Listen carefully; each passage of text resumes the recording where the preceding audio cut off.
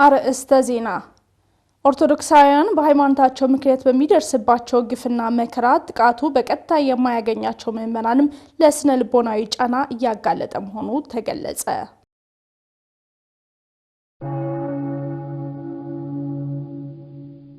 በምዕመናን ላይ የደረሰ የሚገኘውን ስደትና መከራ ለመቀነስ ኦርቶዶክሳዊ አንድነትን ማጠናከር እንደሚገባ ተጠቆመ።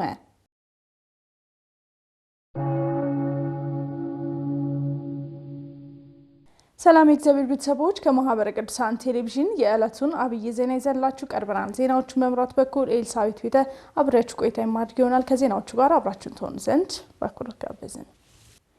ኦርቶዶክሳውያን በሃይማኖታቸው ምክንያት በሚደርስባቸው ግፍና መከራ ጥቃቱ በቀጥታ የማያገኛቸው ምዕመናንም ለስነ ልቦናዊ ጫና እያጋለጠ መሆኑ ተገለጸ። ለጉዳዩ የሚሰጠው ትኩረት መቀዛቀዝ ምዕመናን በሃይማኖት አባቶችና በቅድስት ቤተክርስቲያን አስተዳደር ላይ ያላቸውን አመኔታ ሊሸረሽር እንደሚችል ተመላክቷል ሲል ባልደረባችን ሀብቴ ብርሃኑ ተጨማሪ ዘገባ አሰናድቷል።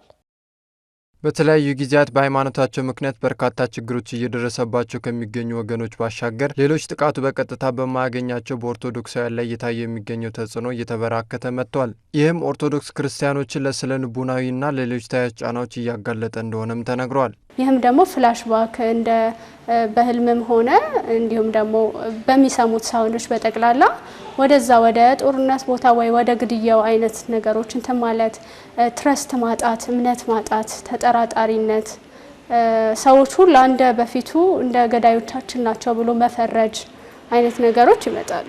የመጀመሪያው ጉዳት ቀቢጸ ተስፋ ወይም የአይምሮ ተስፋ መቁረጥ ነው።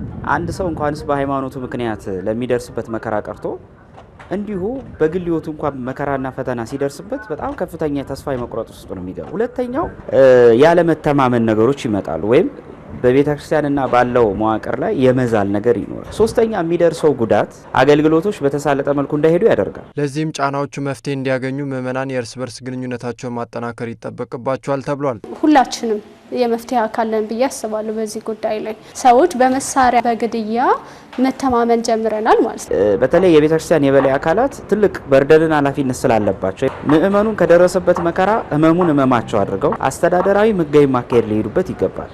በጣም ትልቁ የሚዲያ ላይ ትልቅ ስራ ይፈልጋል። ምዕመናኖቻችን በስጋዊ መንገድ ሳይሆን በመንፈሳዊ መንገድ ለኦርቶዶክሳውያን ድምጽ በመሆንም እንደገናም ደግሞ አይዟችሁ በማጽናናትም ጭምር እነዚህ ስራዎች ቢያንስ እንኳን ቢሰሩ መፍትሄ ናቸው ብዬ አስባለሁ። በተለይም ኦርቶዶክሳውያን መንፈሳዊ ዝለት እንዳይገጥማቸው የዕለት ተዕለት ስራዎችን ማከናወን እንደሚገባም ተመላክቷል። ከምንም በላይ ኢሞሽናል ሰፖርት አብረናችሁ ነን አጠገባችሁ ነን መባባል እጅግ በጣም ወሳኝነት አለው። ምክንያቱም ያ በራሱ ሰዎች ከሀዘናቸው ቶሎ እንዲጽናኑ ይረዳቸዋል።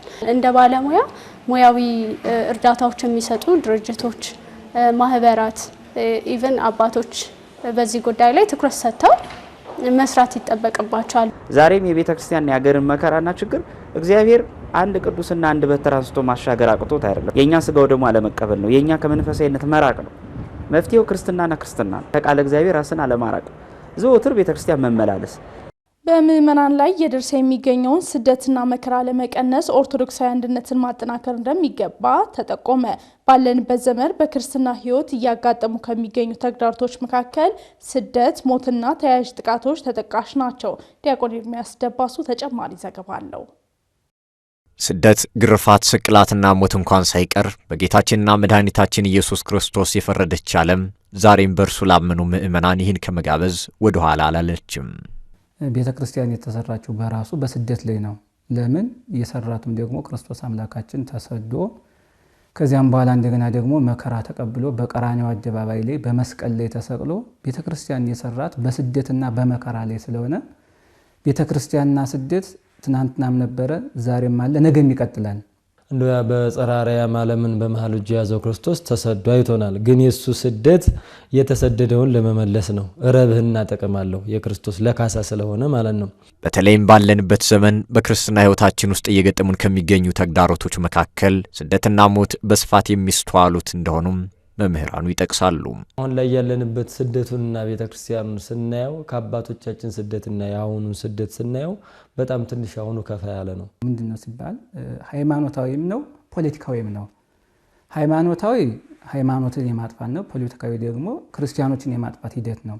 ነገር ግን ደግሞ ይህ ክርስቲያኖች ፖለቲከኞች ሆነው ሳይሆን ቤተክርስቲያን የምታስተምረው በምድር ስላለ ፖለቲካ ሳይሆን በመንግስተ ሰማያት የሚገኘውን ክብር ዘላለማዊ ርስት የሚገኘውን ስለሆነ ይህ ነው። እንደ መምህራኑ ገለጻ በቤተ ክርስቲያንና በምእመናን ላይ እየደረሰ የሚገኘውን አሁናዊ ስደት፣ ሞትና መሰል መከራዎች ለመታደግ ኦርቶዶክሳዊ አንድነትን ማጠናከር ቀዳሚው መፍትሄ እንደሆነ ጠቁመዋል። በየቦታው ያለው መገደል፣ መፈናቀል ይህንን አንደኛ በህይወት የመኖራችን መብት ሊከበር ግድ ነው። በህይወት የመኖራችን ሁለተኛ እንደገና ደግሞ ማንኛውም በሃይማኖቱ የፈለገውን አምልኮ የፈለገውን ተከትሎ የመኖር መብት አለው። ስለዚህ ስለሆነ እያንዳንዱ ምእመን ይህንን ለማድረግ ደግሞ ራሱን መከላከል ያስፈልጋል።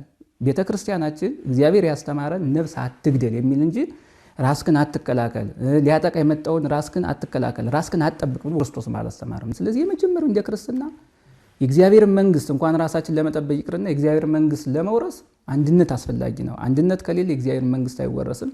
አንድነት ከሌለ ጽድቁን ማግኘት አይቻልም። አንድነት ከሌለ ዘላለም ህይወት መውረስ አይቻልም። እንኳን በስጋ የሚመጣውን መከራ መቋቋም ልንችል ይቅርና።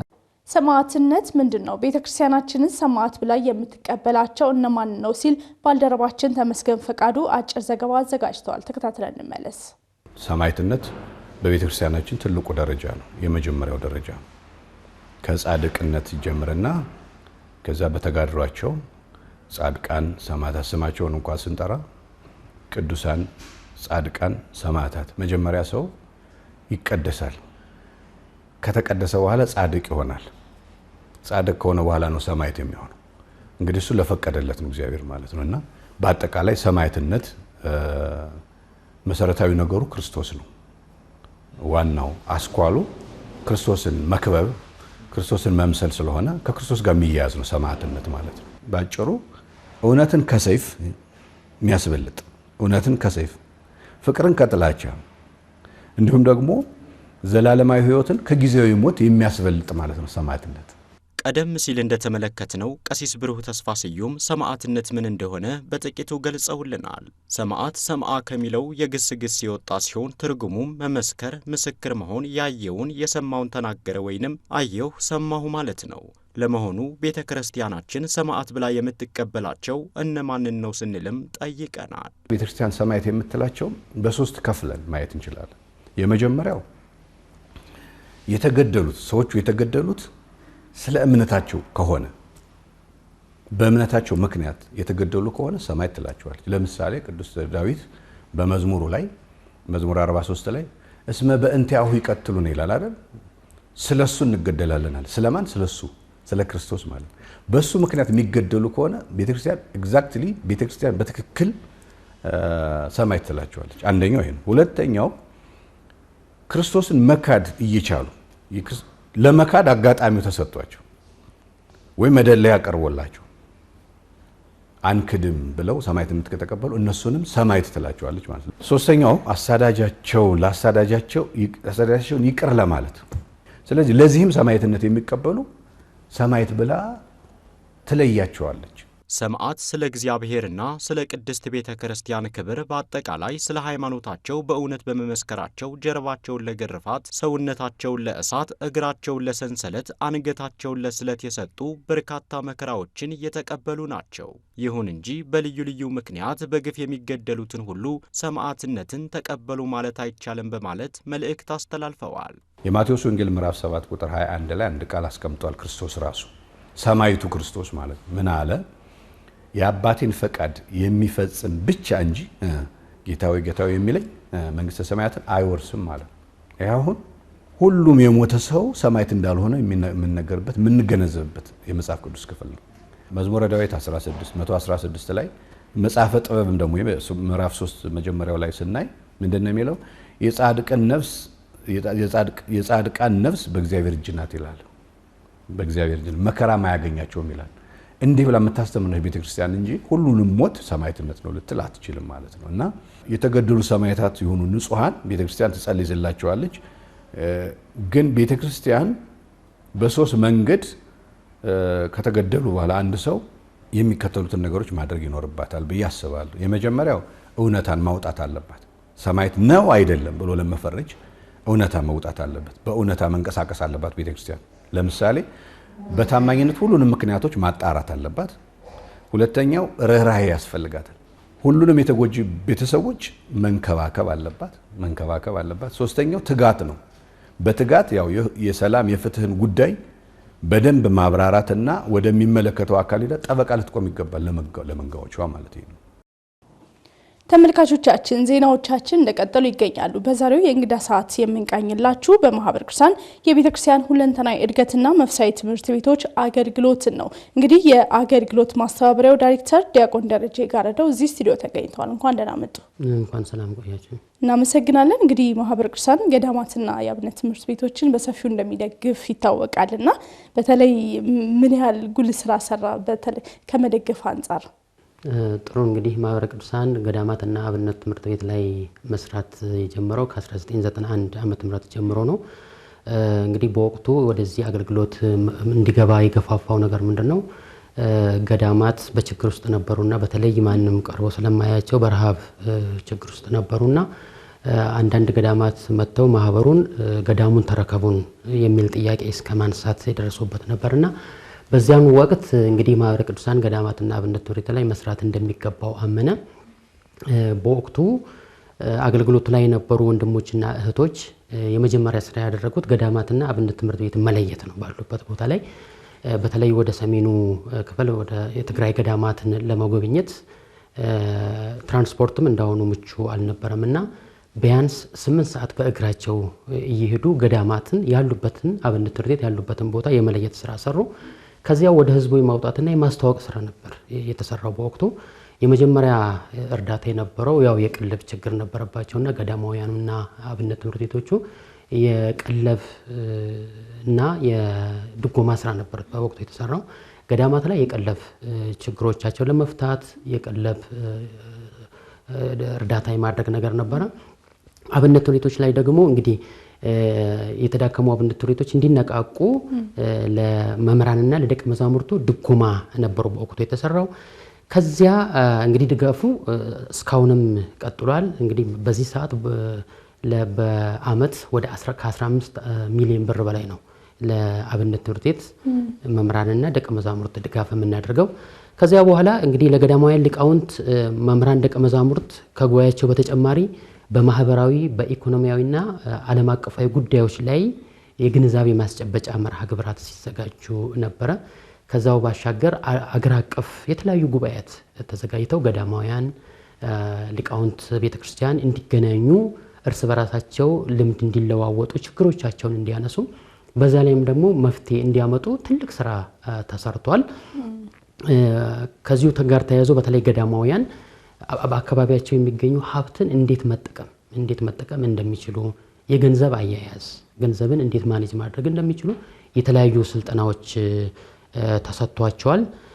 ከዛም የእርስ በርስ ልምድ ልውውጥ መርሃ ግብር ተዘጋጅቶላቸው ችግሮቻቸውን በማንሳት በዛ ላይ መፍትሄ እንዲያመጡ ያ ደግሞ አድጎ ወደ ህብረት ወደ ገዳማት ህብረት እንዲያድግ ትልቅ ስራን ሰርቷል። እንግዲህ ይሄ በገዳማትና አብነት ትምህርት ቤት ነው። በምእመናን አካባቢ ደግሞ ምእመናን ላይ ግንዛቤ መፍጠር ስራን ማህበረ ቅዱሳን ሰርቷል።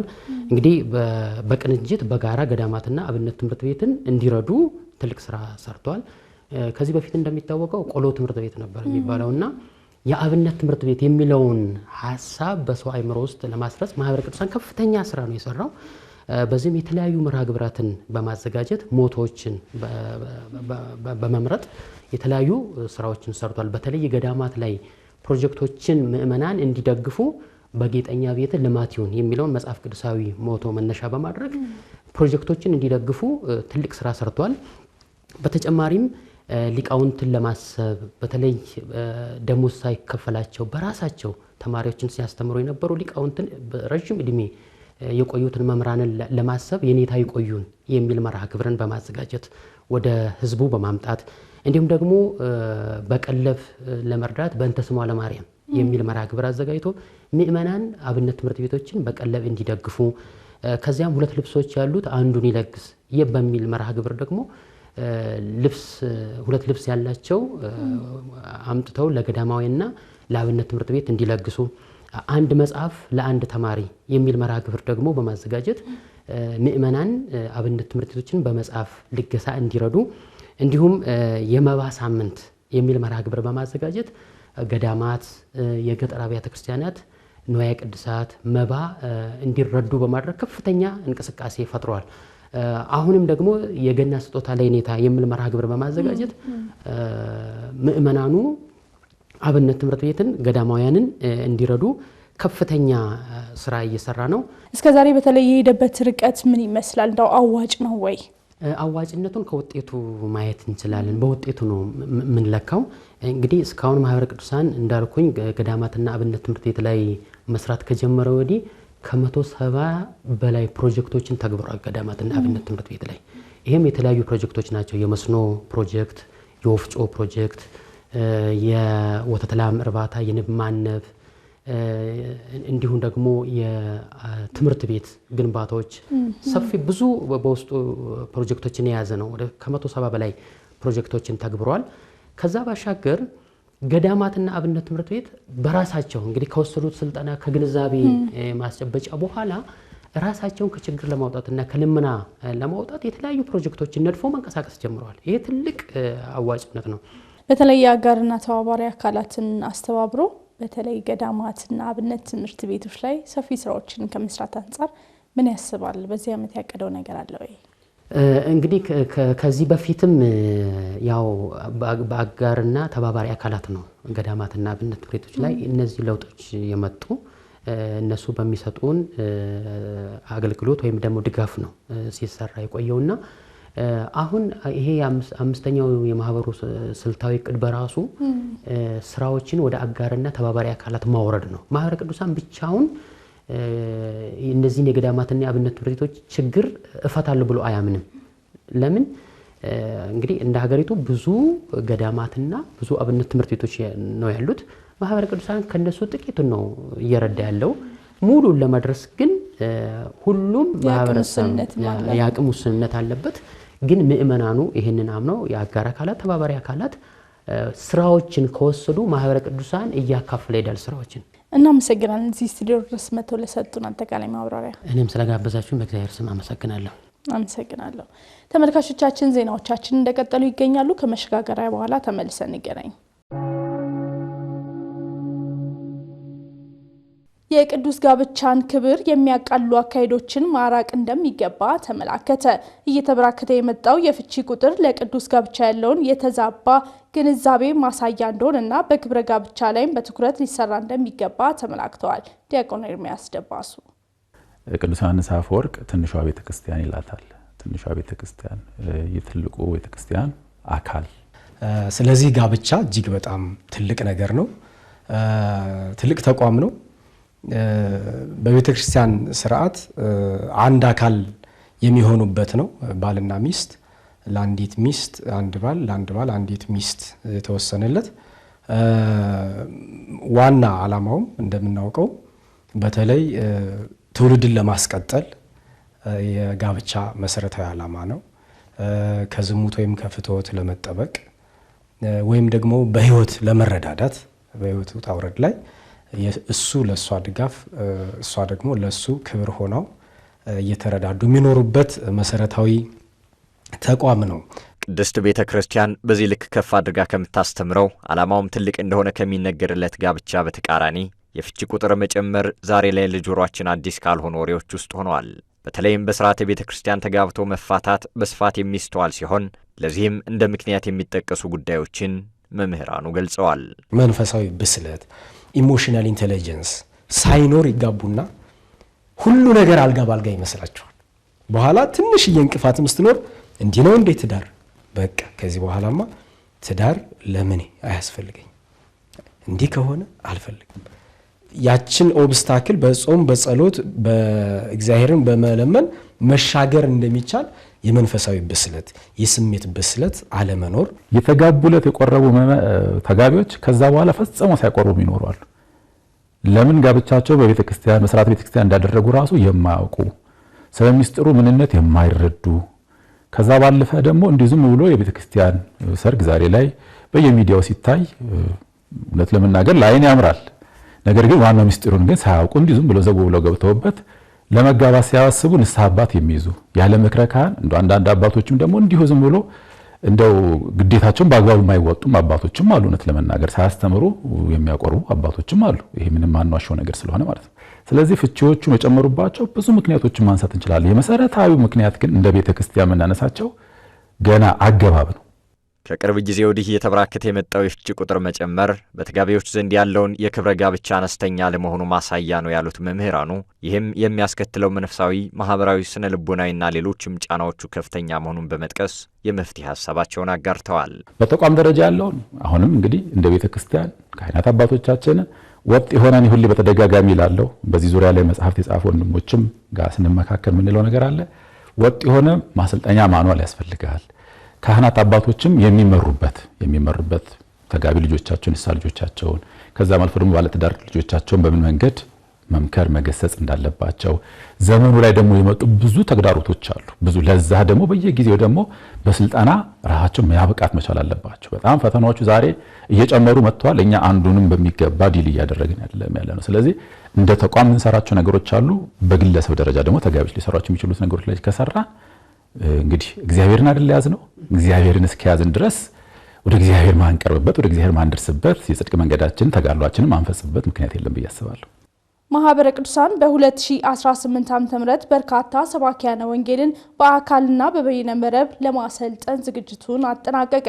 ባለፈው ዓመት በልዩ ልዩ ምክንያቶች ትኩረት ያልተሰጠባቸው የሀገራችን ክፍሎች በመለየት በያዝነው ዓመት ስልጠናውን እንደሚሰጥ አስታውቋል። ተመስገን ፈቃዱ የማህበረ ቅዱሳን ስብከተ ወንጌልና ሐዋርያዊ አገልግሎት በ2018 ዓ.ም በሀገር ውስጥና በውጪ በደረጃ 1 2000 ሰባኪያነ ወንጌልና በደረጃ 2 200 ደቀ መዛሙርት በአካልና በቨርቹዋል ለማሰልጠን ዝግጅቱን አጠናቀዋል። በዚህም ባለፈው ዓመት ትኩረት ያልሰጠባቸውን አካባቢዎች በመለየት በዘንድሮ ዓመት ስልጠናዎችን እንደሚሰጥ የክፍሉ ኃላፊ ዲያቆን ሙሉጌታ ነጋ ተናግረዋል። አሁን በዚህ ዓመት ለየት የሚለው የሚያደርገው አንደኛ ቁጥሩ አምና እቅዳችን 1500 ሰባኪያነ ወንጌል ከሰባኪያነ ወንጌል አንፃር ማለት ነው። ዘንድሮ ግን 2000 በደረጃ 1 200 ደግሞ በደረጃ 2 የቁጥር ልዩነት አለ። አንድ ሁለተኛ እንደገና ደግሞ በዚህ ዓመት ደረጃ 1 ሰልጥነው በአገልግሎት ላይ ያሉ በአገልግሎታቸው ውጤት ያስመዘግቡ ደግሞ ለተሻለ ስልጠና ተለይተው ደግሞ ገብተው የሚሰለጡና የሚሰማሩ ይሆናል ማለት ነው። ስለዚህ በዚህ ዓመት አምናና ከዛ በፊት የሰለጠኑት ወደ ስልጠና የሚገቡ ይሆናል እንደ አካባቢውና እንደ አገልግሎቱ ፍላጎት ማለት ነው። በተለይ በደረጃ 2 አንድ ሁለተኛ እንደገና ደግሞ በዚህ በባለፉት ዓመታት ትኩረት ባልሰጠንባቸው አካባቢ በተለያየ ምክንያት ማለት በአቅም ወይ አካባቢው ካለው የጸጥታ ችግር ምክንያት እና በተለያየ ምክንያት ትኩረት ባልሰጠንባቸው አካባቢ ዘንድሮ ወደ እነዚህ አካባቢዎች የምናተኩር ይሆናል ማለት ነው። በተጨማሪም በ2017 ዓመተ ምህረት የነበሩ ተግዳሮቶችን በማንሳት በያዝነው ዓመት ለማስተካከል እየተወሰዱ ያሉ መፍትሄዎችን ገልጸውልናል። መስፈርት የሚያሟሉ የአካባቢው ማህበረሰብ ቋንቋ፣ ባህል የሚያውቁ እና ደግሞ ለስልጠና ዝግጁ የሆኑ ሰዎችን ያለ ማግኘት አንዱ ችግራችን ነበረ። ሁለተኛ ደግሞ አንዳንድ ቦታዎች ላይ ሰዎች ቢኖሩም ደግሞ ለስልጠና ፈቃደኛ ያለ መሆን ማለት ነው። ካሰለጠን በኋላ እየገጠመን ያለ ነገር ምንድነው? መቅጠር አለመቻል ማለት ነው። አሁን ለምሳሌ 1000 ካሰለጠን ቢያንስ ሙሉውን እንኳን መቅጠር ባይቻል 50% 25% ቢቀጠሩ ደሞዝ ቢያገኙ በደንብ በትክክል አገልግሎት መፈጸም ይችላሉ ማለት ነው። እና ከዚህ አንፃር ከበጀት ከዛ እጥረት ጋር ተያይዞ ያሰለጠናቸው በሙሉ በአገልግሎት ለማሰማራት ትንሽ ክፍተት ይፈጠራል ማለት ነው። እነዚህን ችግሮች ለመፍታት እኛ ምንድነው እያደረግን ያለነው? አንደኛ ላሰለጠናቸው አካላት ቢያንስ ሙሉ ደሞዝ እንኳን ባይቻል ወርሃዊ ድጎማ ለማድረግ ፕላን አለን።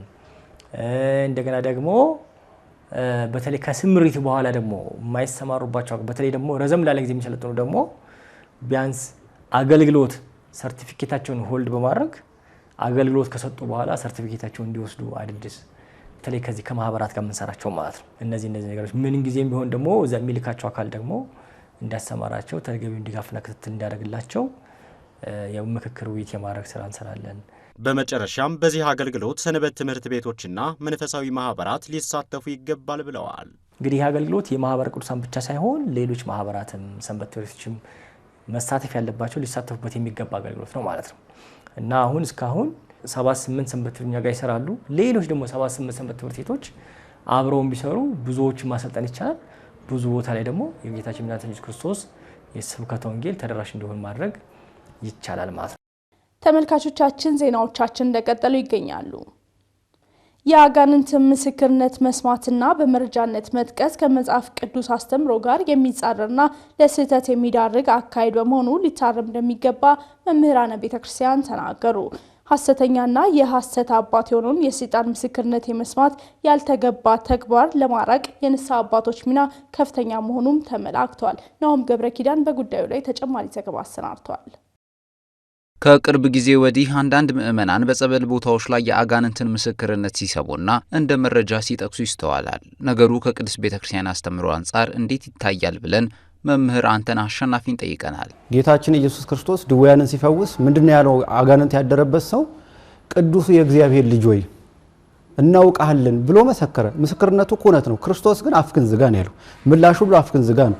የሐዋርያት ሥራ ምዕራፍ 16ንም ብናነብ ቅዱስ ጳውሎስ አጋንንት ያደረባት ሴት የልዑልን ቃል የሚናገሩ ናቸው ብሎ ሲመሰክር አፍክን ዝጋ፣ የሁሉ መነሻ አፍክን ዝጋ ነው። ስለዚህ የዲያብሎስ ምስክርነት መስማት ማለት የሱን ንግግር ማበረታታት ማለት መጽሐፍ ቅዱስን መቃረን ነው ባጭሩ ማለት ነው። በትምህርት ማነስና በልዩ ልዩ ምክንያቶች ምዕመናን የአጋንንትን ምስክርነት መስማታቸው ያለውን ተጽዕኖ ሰባኪ ወንጌሉ ያብራራሉ። እንዲሁም አባቶች ምን ይላሉ መሰለክ? ሰይጣን ተባረክ ቢላ አሜን አትበል ይላሉ። ለምን?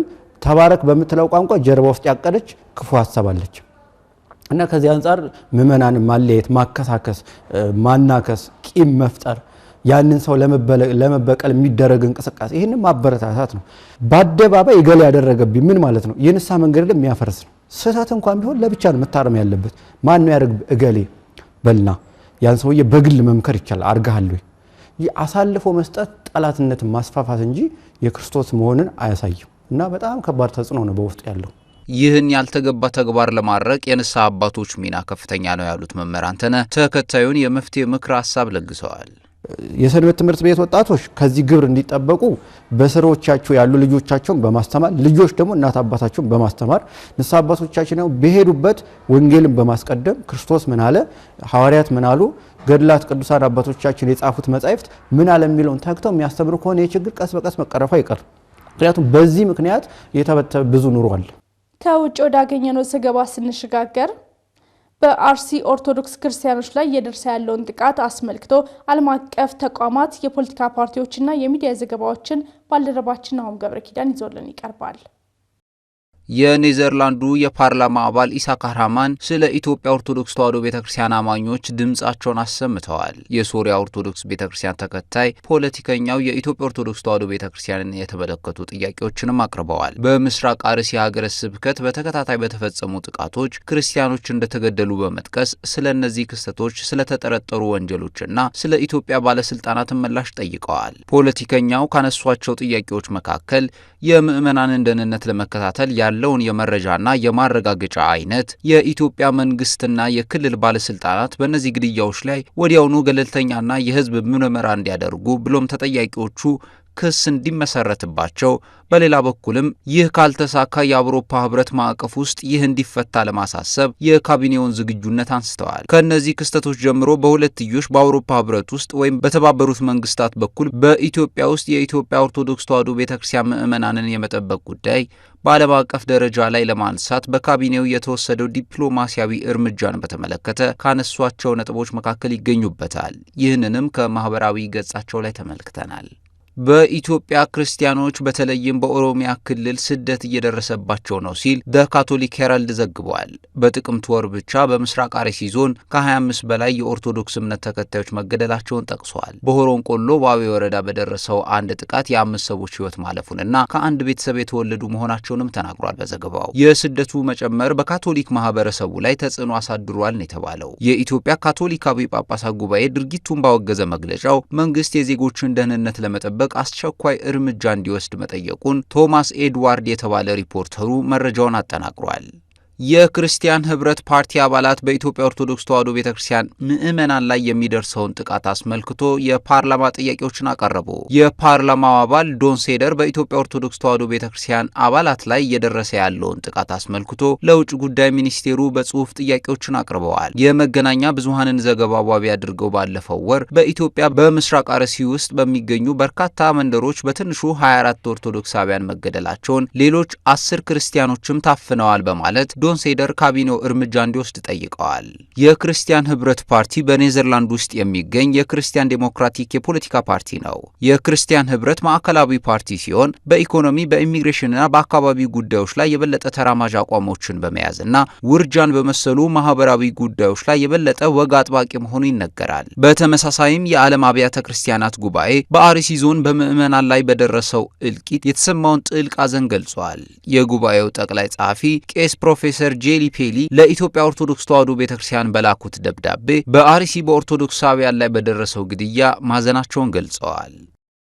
ተመልካቾቻችን በዛሬው ዕለት ታስበው ከሚውሉት ቅዱሳን መካከል ሊቀ ሰማዕት ቅዱስ ጊዮርጊስን የተመለከተ አጭር ታሪክ ወደ እናንተ ይቀርባል። ተከታትለን እንመለስ። የሊቀ ሰማዕታት ቅዱስ ጊዮርጊስ በዓሉ ህዳር 7 ቀን ስለ ሁለት ነገር ይከበራል። ሊቀ ሰማዕታት ቅዱስ ጊዮርጊስ በተአምራት ከሃዲው ዲዮቅልጥያኖስን በክፉ አሟሟት ለገደለበት ተአምሮ መታሰቢያ ሲሆን፣ ሁለተኛው የቅዱስ ጊዮርጊስ ቤተክርስቲያን የከበረችበት ጌታችንም በውስጡ ላደረገው ድንቅ ተአምር መታሰቢያ ነው። በቅዱስ ጊዮርጊስ ቤተክርስቲያን ውስጥ ድንቅ ተአምራት እየተፈጸሙ እንደሆነ የሰማ ከሃዲ ንጉሥ ዲዮቅልጥያኖስ ይህችን ቤተክርስቲያን ያፈርሳት ዘንድ ወደደም። ስሟ ሕዮስ የተባለ መኮንኑንም ከብዙ ሰራዊቶቹ ጋር ትእዛዝ ሰጥቶ ላከው። ያም መኮንን ከቦታው ልዳ በደረሰ ጊዜ ከቅዱስ ጊዮርጊስ ቤተክርስቲያን ውስጥ ገብቶ በሚያበራ ብርጭቆ ቀንዲል ተተክሎ መብራት እየበራ በፊቱም የሰማዕቱ ቅዱስ ጊዮርጊስ ስዕል አድኖን በተመለከተ ጊዜ በቁጣ ፈጥኖ መስቀለኛውን ቀንዲል ሰብረው። የቀንዲሉ ስባሪም በራሱ ላይ የተሰካበትና ተዘርሮ ወደቀም። ጭፍሮቹም እጅግ ደንግጠውና በፍርሃት ተውጠው ከቤተ ክርስቲያን ተሸክመው አውጥተው እስከ ባህር ዳርቻ ድረስ በቃሬዛ ወሰዱት። በመርከቡም ውስጥ ሳለ ተሰቃይቶ ክፉ አሟሟትን ሞተና ወስደው ከባህር ውስጥ ጣሉት። ወደ ሀገራቸውም አፍረው ተመለሱ። ይህንን የሰማው ዲዮቅልጥያኖስም እጅግ ተቆጥቶ ከቀድሞ የበዛ ሰራዊት ይዞ የሰማዕቱን ቤተ ክርስቲያን ፈጽሞ ለማጥፋት ተነስቶ ልዳ ወደምትባል ሀገር ገሰገሰም። ከቤተ ክርስቲያኒቱም ውስጥ በደረሰ ጊዜ በውስጧ ክፍል በመካከሉ ላይ ዙፋኑን ዘርግቶ ተቀመጠም። እግዚአብሔርም የመላእክት አለቃ ቅዱስ ሚካኤልንና ሊቀ ሰማዕታት ቅዱስ ጊዮርጊስን ወደዚህ ከሃዲ በመላክ የዲዮቅልጥያኖስን ዙፋን ገልብጠው ይጥሉት ዘንድ አዘዘም። በገለበጡት ጊዜም በግራና በቀኙ የነበሩ የወርቅ አበባ ጌጦች ከግራና ከቀኝ ተገናኝተው በሁለቱም ዓይኖቹ ተሰኩና ዓይኖቹን አጠፉት። በዚህም ምክንያት ሰራዊቱ ሁሉ አፍረው ጥለውት እየሸሹ ወጡ። መንግስቱም አለፈች። ከዚህም በኋላ ዲዮቅልጥያኖስ በታላቅ ኀፍረት ተመልቶ በእያንዳንዱ ምእመናን ደጃፍ እየቆመ ምጽዋትን እስኪለምን ድረስ እጅግ የተዋረደ ሆነም። ስለ እነዚህም ሁለት ምክንያቶች ህዳር 7 ቀን የሊቀ ሰማዕታት ቅዱስ ጊዮርጊስ ክብረ በዓሉ በድምቀት ይከበራል። አምላከ ቅዱሳን ከሰማዕቱ ከቅዱስ ጊዮርጊስ በረከት ምልጃና ጸሎት ያሳትፈን። ተመልካቾቻችን ለዕለቱ ያዝነው አብይ ዜና የተከታተላችሁትን ይመስል ነበር። ከዜናዎቹ ጋር አብራችሁ ቆይታ ያደረኩትኝ ኤልሳቤት ቤተ ነበርኩኝ። ለነበረን የአብሮነት ቆይታ ከልብ በማመስገን ቀሪ መርሃ ግብሮች ወደ እናንተ መድረሳቸውን ይቀጥላሉ። ይቆያል።